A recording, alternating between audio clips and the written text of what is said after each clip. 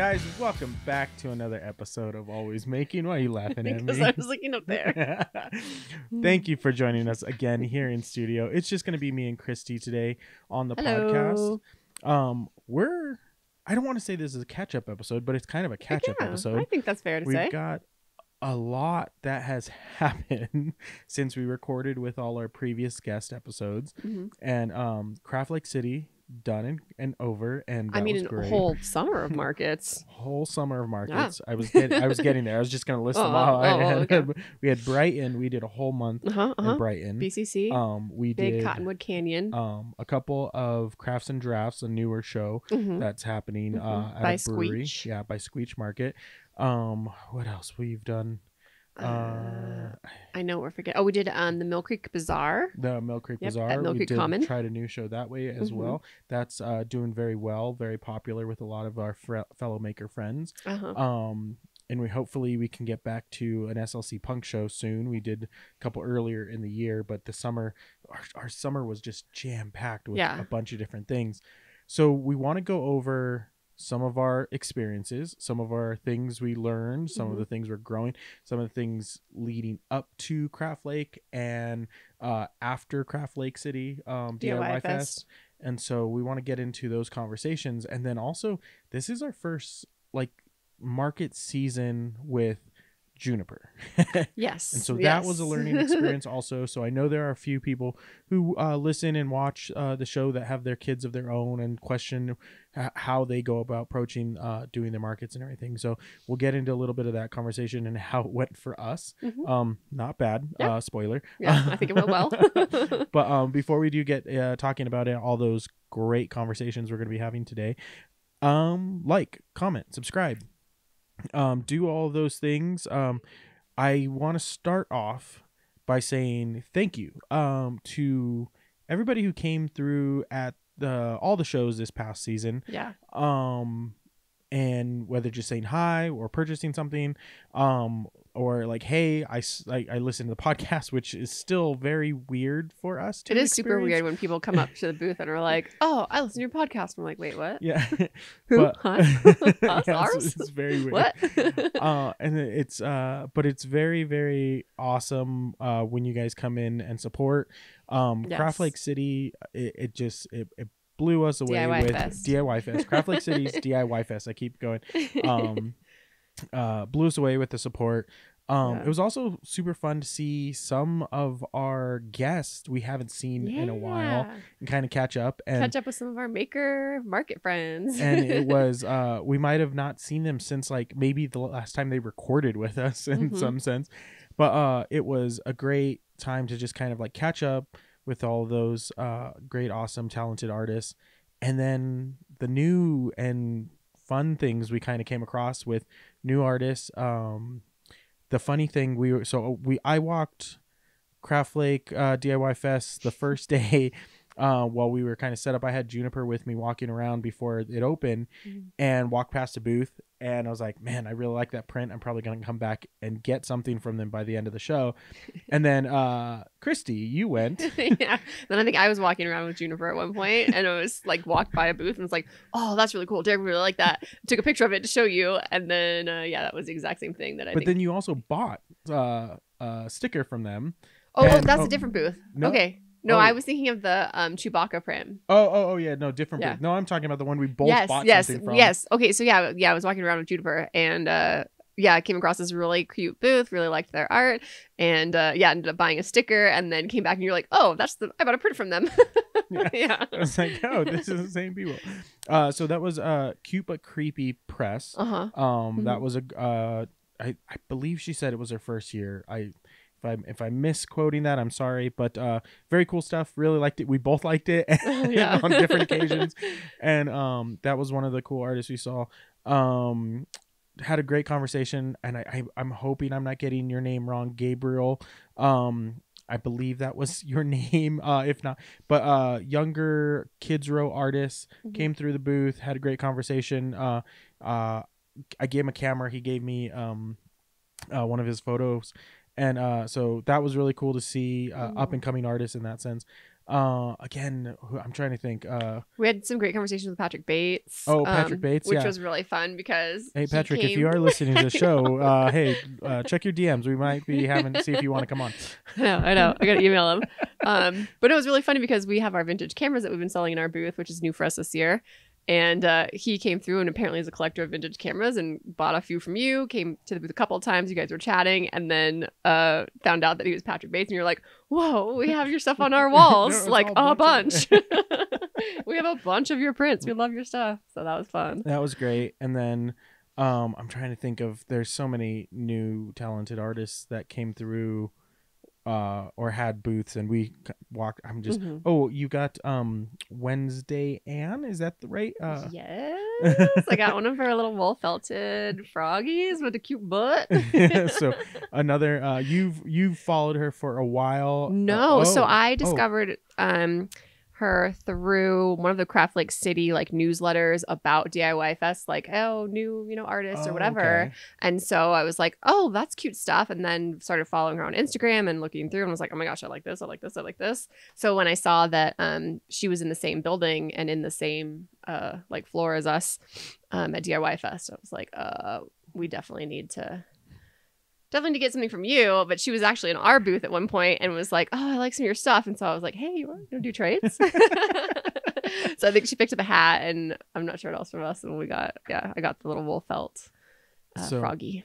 He's very cute. I want to know if you guys did attend DIY Fest. In the comments down below, what were some of the artists you guys saw, maybe bought from, picked up some pieces? I know there's so many, and we barely have time to mention. I know all the different ones, and I'm forgetting names. I'm horrible with the names so and everything.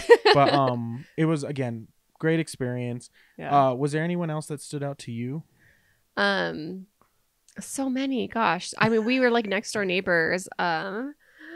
Oh no, I'm gonna forget her name. I know it's Tam, Tham, I think, is part of the name. But I don't remember if it was WD Tam. It's something along those lines. I'm so sorry. We do follow her. I know on, we do, Instagram. And she's one that I follow because she does these amazing upcycled pieces, like taking quilts and turning them into jackets and things like that, and turning vintage tablecloths into shirts and things like that. Gorgeous apparel, gorgeous, but. Yeah. I can't remember anyone's name. I'm so bad about it. So to be fair, guys, it has been a whirlwind. Oh my gosh. Before Craft Lake City DIY Fest and after. It is our biggest show we do. We have prepared for all the other shows as we come, and like a 1-day show that's 4 or 5 hours, sometimes a little longer than that. Like, we have the inventory to like manage those days and set up, and we kind of have a system. For whatever reason, DIY Fest comes upon us and we go, hey, let's make all kinds of new things.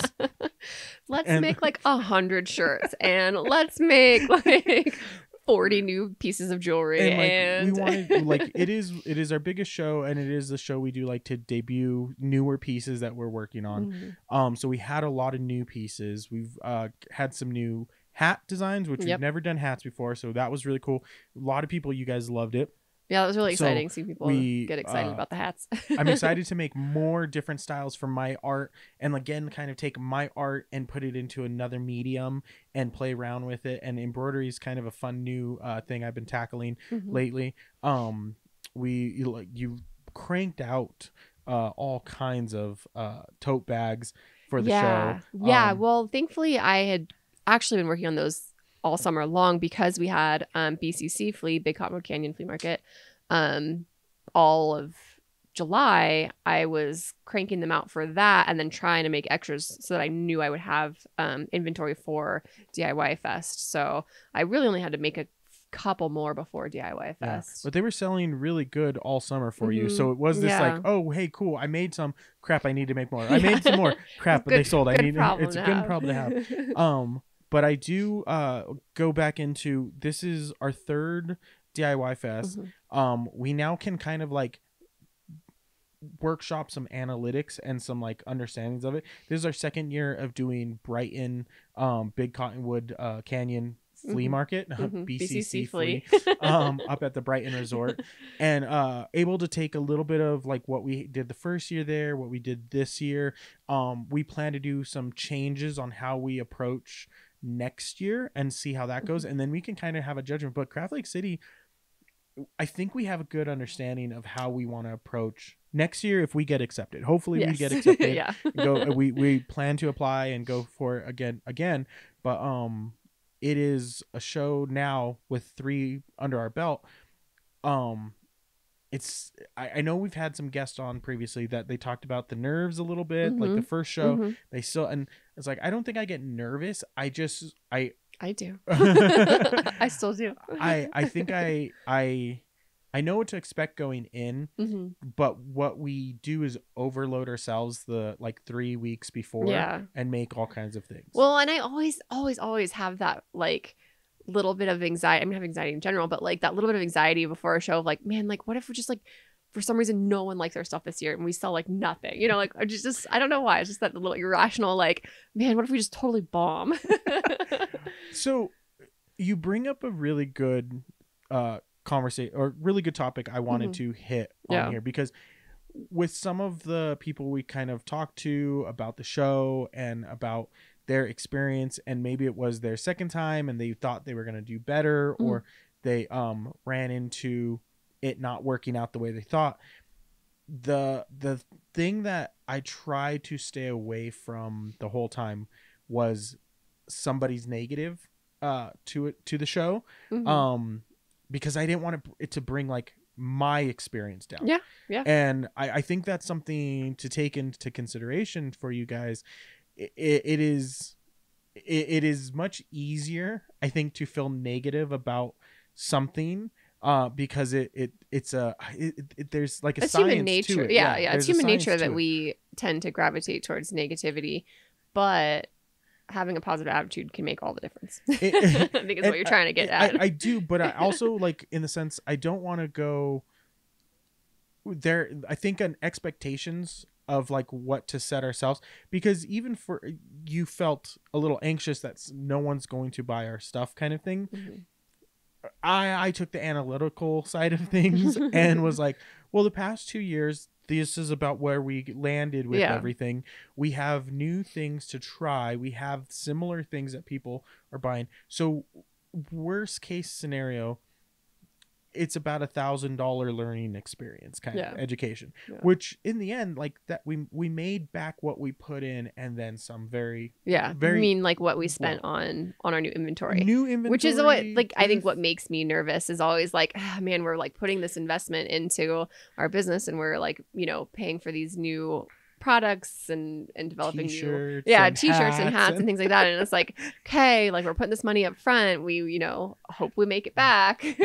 Well, and I mean, for us, which we do well, but it is very fortunate that we have a very resourceful dynamic with what we do, and how we can find our supplies and how we can kind of look for things and keep our costs much lower, and it allows us to be very diversified. But what I go in, I know we both have different mindsets with this and everything, because I am very, very happy with what I make for me in that sense. And I know you are too, with the things you're making and everything in that sense.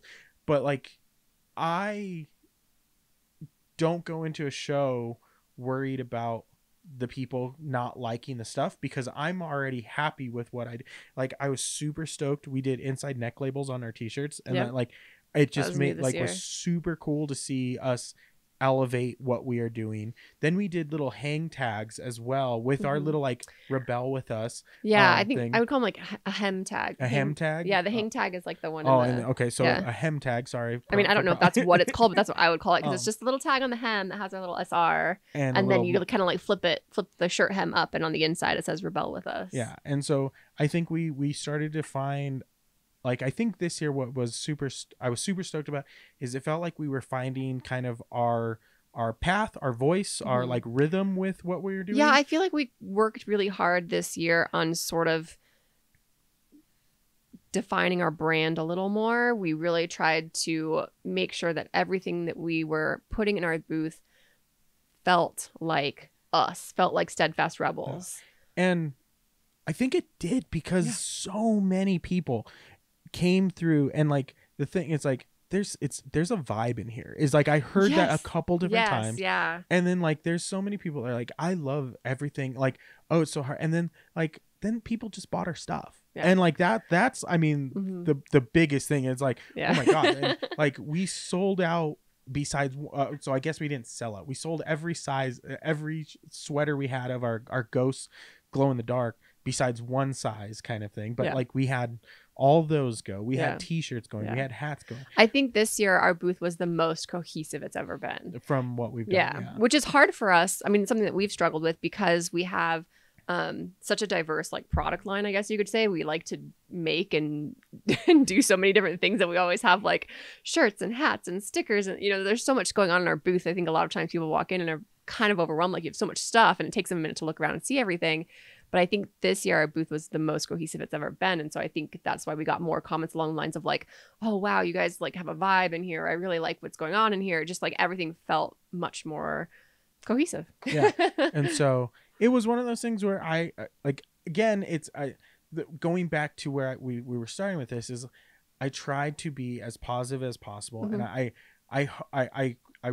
want people to take that away because the shows that you do, and if you guys are getting into this, it is very easy to have that first negative thought happen and then the next one happen. And then all of a sudden you are having a bad time and it will take a lot more effort to get you out of that rut especially on a 3-day show kind of thing. On a hot weekend. Weather was weird and crazy. Yeah. A lot of people had different wind and like storms that blew through and like you make the best of it. And in the end, I hope all the artists that like were having a rougher time kind of thing ended with a positive for them. But it is a thing I hope to help others in that sense of like, if you can keep that like positive attitude at the forefront with what you're doing, even though it could be a shitty situation, like, cause there's been plenty of shitty situations, but like, if you can see the positive after you're done of what you just did, what you just accomplished, what we accomplished by just making what do we have? 8 new designs for the show. We printed, just like you said, 100 t-shirts. We had new sweatshirt design. I was screen printing 2 days before the show with all our t-shirts, and that like finishing up everything that we had t-shirt and sweatshirt wise. And then print wise, some of the newest print, I like literally was redesigning some of my posters a day before the show to print them kind of thing. And so it was like, I'm like, there's also that fine line of like, okay, this is enough. This is like, we're okay. We don't need to keep making more things. Yeah. But back to like the positive attitude, I think it's not just like, oh, be positive or whatever, but it's like, make sure you're not looking with just a purely negative lens and you're looking back and you can say, okay, well, maybe I wish I would have done this differently or that differently. Like try and take it as a learning experience, and also like recognize that you don't know unless you're asking and people are being very candid how well other people have done. So if it's a comparison thing of like, oh man, but it looks like they did so well, or they, sold a bunch of stuff, like you don't really know anybody else's numbers or story or, the comparison also, because there's such a diverse amount of artists at shows, is very hard to make because you don't know. Like, I get it. Some artists go and they pay a lot to get their stuff printed somewhere professionally done. We're fortunate we have the machines and the equipment and everything to do it ourselves and keep our costs down, which again, we try to return back to some of the, like, not some, but the people who come into our booth to buy this. We don't try to like, we want to be a fair price for what it is. But it can be very like discouraging if, like, I know for some people, like they printed t-shirts, they printed new posters, they printed stuff, and then potentially spent a few $1,000s and hoping to make that back. There is a worry of not having enough for the shows, especially something, and then there's a worry of having like too much. Like, what's that fine balance? And I feel comfortable now because of it's been our 3rd year, knowing what to go in for our 4th year if we get accepted. And well, and the thing to recognize too, and we've talked about this as well, is yes, we made multiple runs of shirts. We made over 100 shirts. We didn't sell all of them, No, but we we did not. know that kind of we like to build up our inventory for DIY Fest, knowing that then we can take that inventory and sell it the next Couple year shows. potentially. Yeah, and like we had Katrina Perkins on talking Mhm. about one of her designs should sold really well at DIY Fest, and Right. then she printed more, and then it hasn't. She said maybe it sold like one or two the whole year, Yeah. kind of thing. So she's hoping, hey, maybe by DIY Fest it sells again. Yeah. We didn't have a conversation to see how well that one was selling with her when we were talking with her, Yeah. but that is kind of a thing that can happen, and like the shows and the audiences that come will vary from each one. Yeah. So But it's just that recognition of like, it doesn't have to all sell at one show. It's inventory that we are building for future markets as well. yeah, I mean, I know for some of you guys out there who are artists doing this might be your livelihood, and this Mhm. might be how Mhm. you pay your rent and everything that way, but there has to also like you have to not overextend yourself with a show like this, because the thing that will keep you going is being able to have the funds to do the next show also. Mhm. Because if you go, man, I spent my rent and I barely made it back, I don't have enough to pay for the next like show Mhm. fee, then all that effort that, or I wouldn't say effort, but momentum that you have of like selling your stuff and going to the next could be lost, and it could be a month, 2 months till you can catch back up, because it was an overextension of what you were capable of doing or selling, because you're like you felt you needed to have all that stuff.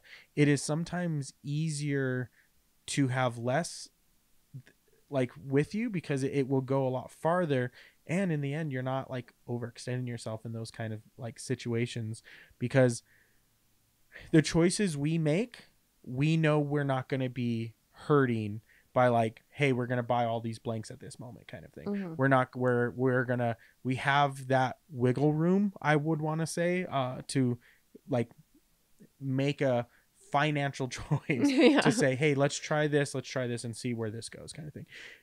Some of the stuff sold really well. Some of the stuff sold, but not in the Mhm. same sense of Mhm. like, oh, hey, like we covered our costs. That Yeah. is the best part about it, is that our costs were covered, and everything after that was Well, like for example, learning. I don't think we sold any tote bags at No. DIY Fest, but that's okay because I sold so many at BCC Flea that like, I mean, if you look at the cost of all the tote bags that we have inventory now is already paid for, and now we have an inventory of tote bags that we can take to other markets. Well, and the other thing about the tote bags too is it's upcycled. Mhm. So Yeah. So cost it's more of wise, the like it's time. your time and Yeah. effort. That's what it comes down to. And we have that conversation on here all the time.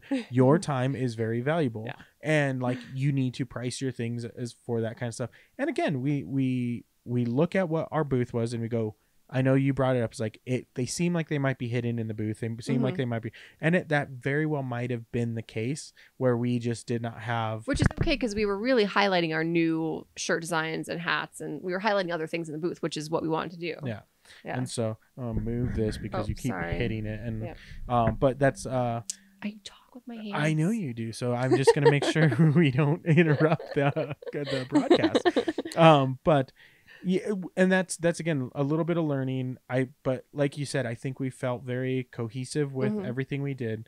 There are plenty of things we want to continue making and bringing having new stuff.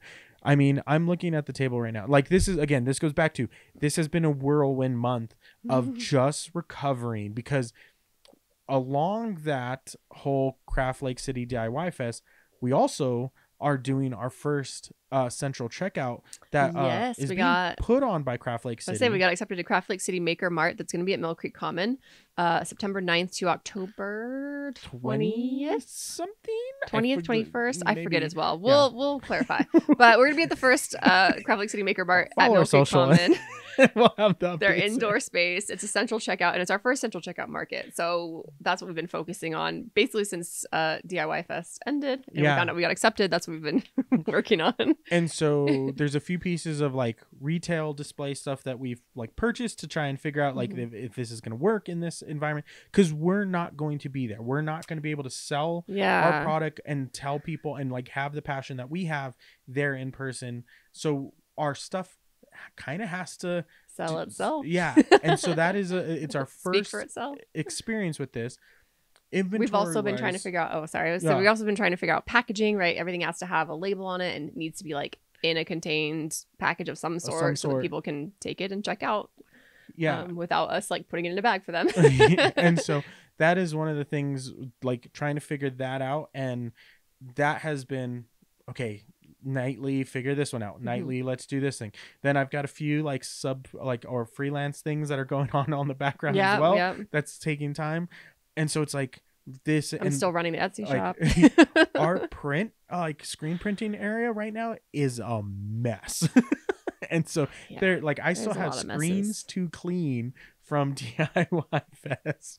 But like those kind of things, like it is just a constant thing that is going on. And I don't think I'd have it any other way. I mean, yeah, that's kind of the way it rolls around here. But so I want to hit back on the central checkout, but we'll come back to that a little bit later in the episode. I do want to talk about Juniper, and how that worked out for us. So our first show of the market season for us kind of had a upsetting situation kind of thing, because we went and bought a wagon. We thought she was going to be in the booth with us. We were at a brewery outdoors. We didn't know it was going to have a strict restriction on having the baby. Yes, which to be fair, they clearly said 21 and over, but it was my misunderstanding because it was called a brewery. I don't know if this is a Utah thing or a California thing, but I assume brewery means like they are also a restaurant and serve food, and so you can bring like young children with you, and just 21 and over you get a wristband and you're allowed to drink, right? Everybody else doesn't. But that was not the case. It was very strict, 21 and over, meaning I couldn't have Juniper with us. So yeah, I ended up having to leave. So those ones I had to do solo without you in those kind of cases, but still we had success at those shows kind of thing. But we got to Brighton where we got to try out. It was leave the house about 7:30 in the morning, get back to the house about 7 o'clock at night. Yeah, because Anna was up in the mountains, so we knew, okay, we're going to be there together as a family all day at the market, and we're going to see how this goes. And so first show, wagon worked out great. Yes, highly recommend. It was one of those naps. Folding, Costco utility special wagons, 300-pound max load. It works to carry your gear to the booth and also a baby kind of thing. But yeah, so we had her little setup in there with pillow and a little pad on the bottom. She had some toys. Yeah, and I she could lay down in it and stretch out for naps, which the naps were hit or miss, not the longest, but she did take naps. Yeah, I will say I know there's a few of our maker friends who have partners that stay home with the kid, and allow them to go and do it solo, which we've had to do it already. It's a lot more work, a lot more effort, but because of the two of us being there, there's that like, hey, we could hand off the baby. Oh, okay, I'll take Juniper for a little bit and take a walk. Like, I need to go use the restroom here. Take the baby. Like these kind of things. Having that, so like going solo, I don't know how you would do it. That is like solo with a kid. Yeah, I don't know. Especially Juniper's so little that I'm still breastfeeding her, and so I would breastfeed in the booth. So that definitely wouldn't work if I had a customer coming up and I'm trying to feed her and like, oh, let me check you out right now. It definitely would not be the most convenient. Like, hey, give me about 15 minutes and come back, and then we'll be able to check you out. But it is, I think the biggest tip or the biggest advice or anything is like have her pack or their pack set up and not missing anything. We've had a couple days where we forgot a couple pieces, but like have that with all the like the toys you need, the food you need, all that stuff, and have a space like a wagon where like you can kind of contain them. Yeah. Sound machine was great for naps. I think that helped a lot because markets are noisy. Yeah. So I had a little sound machine we could like hang in the wagon while she was sleeping, a little like blanket to cover over the wagon for shade. Yeah. And then just be patient. That's really, I mean, again, with any like child or like care situation that you're like parenting in general, just be patient. And like it worked this year fine. We'll see Yeah. how when she starts walking. Yeah, I was gonna and say how this year that's she gonna be. wasn't mobile, so I have a feeling when she's walking and running around, she's Yeah, not it's gonna want to be in the booth with us. it's gonna be a different whole lot. situation. So we'll see how next summer season goes for us. But we are going into fall season and Mhm. winter holiday markets, and so we do have a few of those we have applied for and are waiting to hear back how that all like lands for us. Mhm. We're We're not doing any of the Oktoberfest markets this year. Well, we might be doing Crafttoberfest if we get Crafttoberfest we accepted. So applied. yeah, yes. a type of Oktoberfest. Yes, but like the Snowbird and Snow Basin Yeah. Oktoberfest, we're not doing this year. Yeah, and it's just one of those like again trying to figure out what makes sense with the kid. That's Mhm. also we did choose shows this year. Yeah, I with the think kid. one thing this summer we were a lot more choosy in deciding like what will be worth it for us.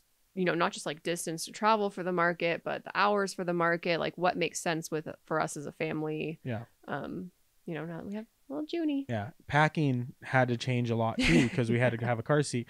So like the roof rack was such a great investment on the car because that came in clutch to carry the grid walls and everything that were full Mhm. size and could not fit in the car Mhm. with us all in there. So and then the tow hitch rack on the back. Yeah, rack on the back gave us 2 extra totes of space like basically. the big totes. Big Costco, I don't know, they're 50 gallon, 44 gallon, I don't know, they're big black totes with yellow lids. If you guys like see them, like if you do any shows, you guys have probably seen the type of totes and everything. But yeah, that's went well. It was a learning experience as well. And I mean, we talked about our experience with Juniper, but her experience, I think she had a good time at the markets. I mean, she's very social. She it seemed like she liked meeting people coming up, people with dogs for sure. She loves dogs, people with other babies. She would get excited. And all our booth neighbors. Yes, it was very funny seeing all the booth neighbors. Like they, at some point, she broke them, and they had to like kind of like come say hi or like introduce or something. She just like has that. this little way of looking at you and smiling. That you're like, okay, fine. It was very funny to see. But for you guys out there who might be thinking, hey, I have a newborn, I have a kid, I have this, like, if you have the partner, if you have the support, like it will go a long ways, but it's doable. It's doable. It is going to be I mean, it has been a learning curve even making our stuff down here in the basement with her. I mean, right now we have to wait to record till she's in a nap or she's at bedtime or something so that we can make this make sense and not be interrupted constantly. Yeah, but, it's what time is it right now? It's 8 p.m. I'm tired, but she's sleeping, so we're down here recording. So there's that side of it, but I like, if you really want to do it, you can do it. It is just going to take effort, and which I think applies to pretty much everything in life. If it's something you truly care about, something that's really worth it, you'll make the effort and you'll figure it out. Yeah, it can be an excuse. I will tell you, don't let that be an excuse if this is what you want to do, because I think it's something anybody can work. I don't want to say around, but work with to make happen. Yeah. Okay. And we will always, I mean, just one more. No, you're fine. We will always take Juniper into consideration if it reaches a point where she's not interested, not into it, doesn't want to be in the booth, doesn't want to be a part of it. Then we'll make adjustments. We'll make changes from there. We even did the thing where like we had 2 cars for some shows. So like, hey, okay, we know this is getting to this point. Cool. Yeah. I've got pack up. You take her home and do what needs to get done and everything. So those are like great. We know it's a little bit more of an expense because now we have 2 cars using gas to get to the location, but it is the right choice in what we are doing to make everything a little easier for us by not going, hey, we're having a screaming child who doesn't want to be in the booth for the last 2 hours of a show, because in that sense, like, who's going to want to come into our booth with a screaming child kind of thing? Like, let's be real here. But yeah, it is, priority is her, but what we are doing this for is for her in the same sense. So that's that side of things. I wanted to kind of hit that because it was new to us this year, and I know there's people so then out we there had to figure out experiencing a similar thing or might start to like experience. We have a few guests. No, we had one guest. I'm like trying to think. I'm like, did we have others? No. Yeah. Who was Linz of the Valley. they were Lindsay. pregnant at the time of recording, and they had and now they have their baby boy. So cute. We'll see how soon they get back into the market We'll have scene. to catch up with them. And go from there. But it is doable. For sure. And we are not the only people doing it. We're not the first people doing it. There was plenty of kids in booths this weekend. Yeah. Speaking of BCC Flea, we've had some fun like bonding with Marty and Cynthia, who host BCC Flea, and their daughter. Yeah. So that was really fun. It was like, oh hey, booth babes. So there is a new, I guess there is a new conversation to be had in booths with certain people that we might have not had that conversation with before, and that kind of thing. And it opens new, I don't want to say new doors. It just opens new like conversations, I guess is the way. I couldn't think of a different word, but fine. Here's that side of things. The other topic I wanted to hit in this episode, and kind of catch up with, well, I do want to hit on we're both already doing new new products kind of thing. So like right now, your thing is trying to use the material that you have available. Yes. Yeah. So I'm in major R&D phase right now on, I guess I would call them like a linen, like bracer / faux arm wrap dealio for to go with the cosplay hoods that I make. So I have the like oversized hooded scarves that make and sell really well for the shop, and I have all these scraps from making those. I've been trying to come up with a way to use those scraps. So yeah, this is the next product that I'm working on, is these sort of linen bracer / arm wraps. That was the other thing. Right after DIY Fest, you had a couple of those sell online that you had to come like in between the show, and you were making them. And then that week after, it was a total of like 7 sold in a week or something like that. It was like all of a sudden all these like hoods were selling. We're like, okay, it's Ren Fair season, costume, like Halloween's coming up. We've got cons happening right now. Like it's the season for cosplay stuff. So and so that like on top of everything else we were doing, the orders were coming in online as well with that kind of stuff. So but yeah, you're in R&D. I had to order like 12 yards of fabric like 2 weeks ago. Yeah, I know, it's nuts. Because right now we're recording this. It's now 3 weeks after DIY Fest, and we're still playing this catch-up game of like that whole show. But we've been in between of all of this. There's also like all the housework that got like kind of backpiled, and like cleaning and like tearing up flooring and doing different things that probably maybe we don't have 100% the time to do, but we still need to get it done at some point. But there's that side of things. I've been working again. I wanted to get bigger paper done. I did some R&D before, bought some new material. I have totes and trash bags right now loaded with shredded paper, ready to do some paper. I like it goes like so you guys can't you can't see it obviously clearly, but like literally right off camera, like right to my left, there's a massive box of paper that needs to be shredded. Then in the kitchen right next to like our recording space is like how many bags of just shredded paper? 2 trash bags right now of shredded paper. And then there is actually more. Right behind me, there is a tote filled with shredded paper. And then the crazier part is 2 days ago, before we were recording this, that stack of paper that we had, because it's like what I'm doing right now is taking able to see it in frame. It was literally like up here, like to the wall, all the way to like half of the like this whole room, like all behind us. We're gesturing behind us. I mean, we're talking like above hip height against the wall. And it's so what I've been doing is all of our packing like boxes that have come in with packing paper, recycle like the brown craft paper that like they pack with.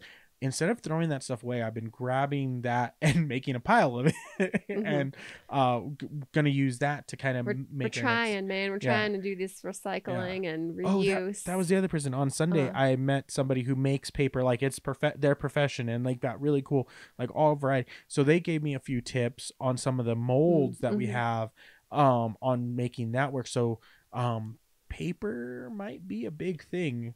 Hopefully. I mean, it's definitely something we want to get into. We have a few stacks of what we've made already, and then so we've got a few. I've got always great ideas, never enough time, right? In that situation. Seriously. that's catching up on those things. Was there any other projects you got? I know we're Um, like putting new lights in your room to kind of better that yep, workspace I was for working on you. that today. I don't even know. Yeah. Gosh, I don't even know. Yeah. Oh, camera straps. We've been working on Oh camera yeah, yeah, yeah. straps. Because we've been playing with the vintage cameras. Mm-hmm. I've always had a love for cameras, and I've been able to find a couple different places where I can get some like blind lots and not know what I'm getting, and kind of just order these cameras at reasonable prices that I can then kind of like either fix them, clean them up, make sure they're functioning, and then offer them to people to get into the same like hobby I'm into, and like at really good prices. And it's been very successful for, but because we have like materials and things like that, we're like, well, what if we did like cool camera straps, and we can offer like some cool camera accessories Yeah, some like that like I handmade. can use for my Yeah. like camera gear, but also like for other people who are buying some of this stuff as well. And have, again, that's a, when we get back to us, like cameras have been me Mm-hmm. for Well, as long as you've known me. I was gonna say And cameras are how we met.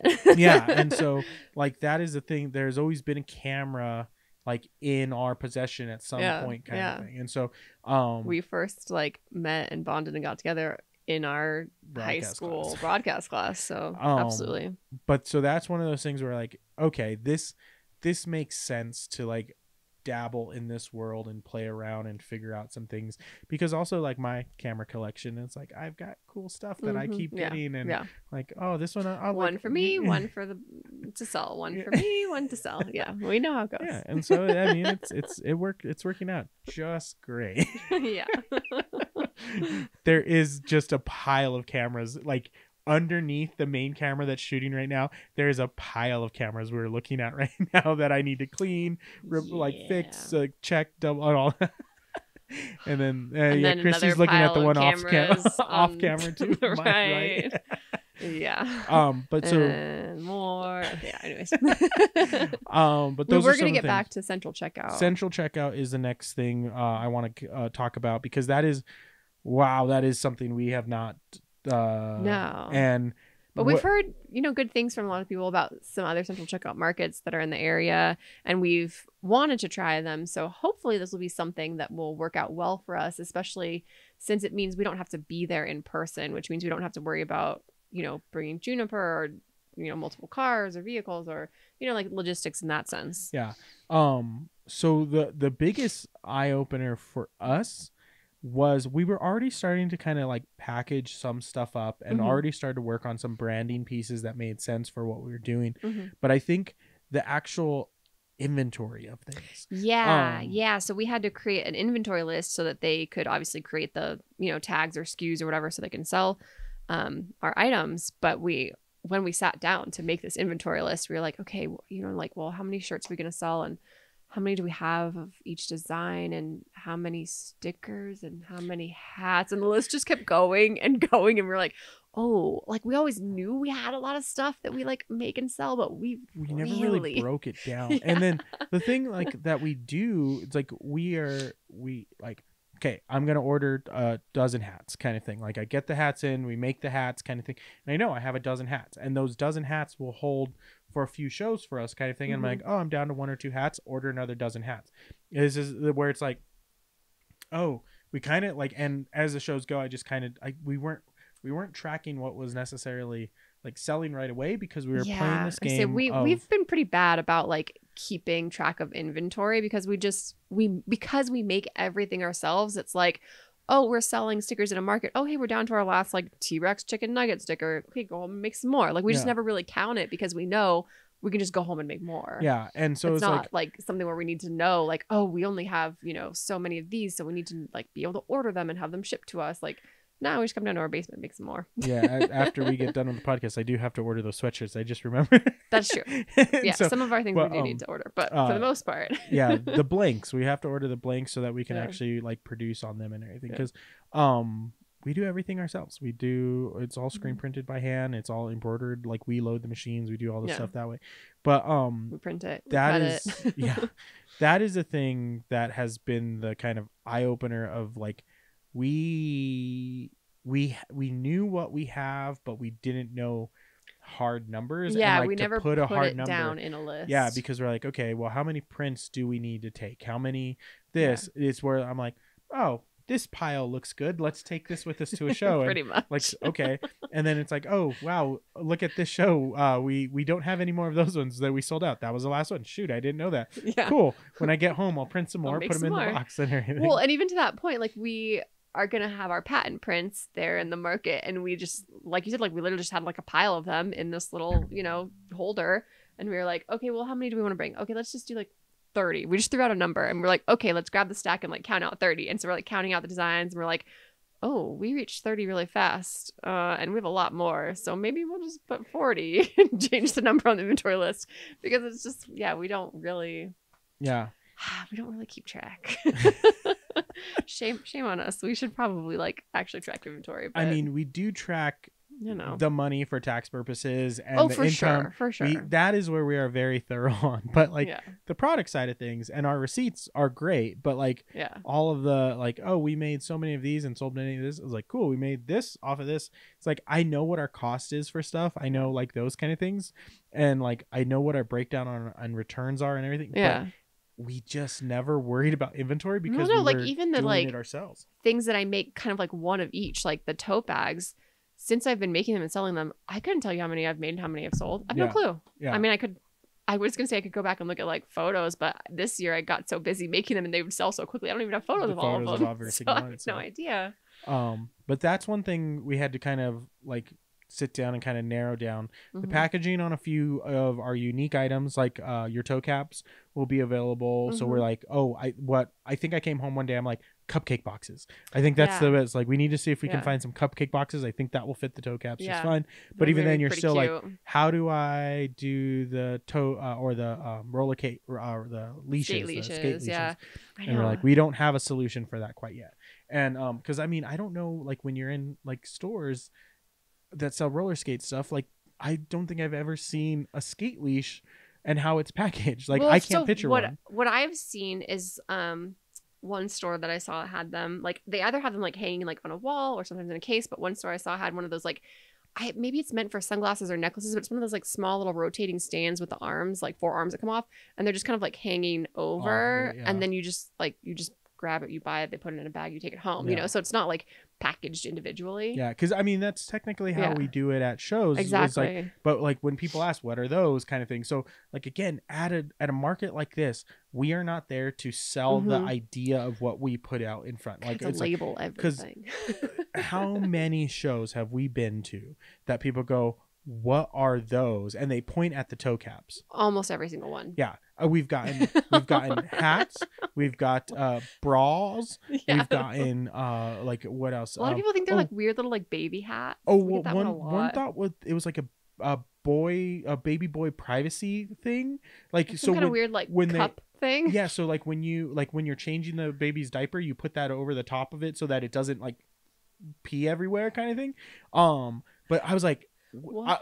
I know that I like, but like what I always say to people, I'm like, you can buy it, you can do whatever you want with it. Yeah, you want to turn this into a bra, you want to turn this into a hat. You can buy it, you can do whatever you want with it. But it was very interesting. I think one person thought they were like little planners, and I'm like, you could use it as a planner. Go for it. But we have to then figure out a way to now tell people. Well, and we always have like a skate there. So usually I just point at the skate and I'm like, it's a skate toe cap. Yeah. And then I point to it and it's like goes on the front of your skate. And then it's the big, that's really cool. That's so cute. I'm so smart. Oh, I used to roller skate. Yeah. Like you still can. The one I always laugh is like you get some like older, like I don't know, 50s, 60s like year old people like, oh, I used to skate when I was younger. I'm like, you still can. Yeah. There are still people on the roller rink that your age skating around. Definitely. Kind of thing. That's not like no excuses. Kind of break a hip. It's fine. The medical like stuff this nowadays is much better. All right. But back on topic. We've got that thing to kind of figure out and how we display and how we like t-shirts. It's a t-shirt. No, you don't have to explain how t-shirts work. Hats, same thing.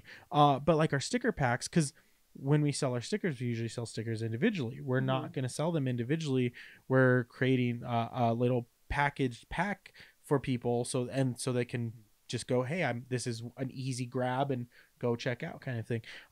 We got displays for our punk patches that we do, and so like though that kind of makes sense. We still have to explain that they are a punk patch. You sew or pin them on, kind of thing. So I'm like, when I said we're gonna have to label everything, I meant it, because we're gonna have to put labels on everything. Like, these are punk patches, these are sticker packs, like these are you know. I would hopefully we'll be able to make it make sense for people when we're not there. So.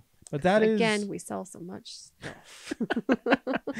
That is I think one of the things we got going on that is like right now, like front of mind for us to figure out.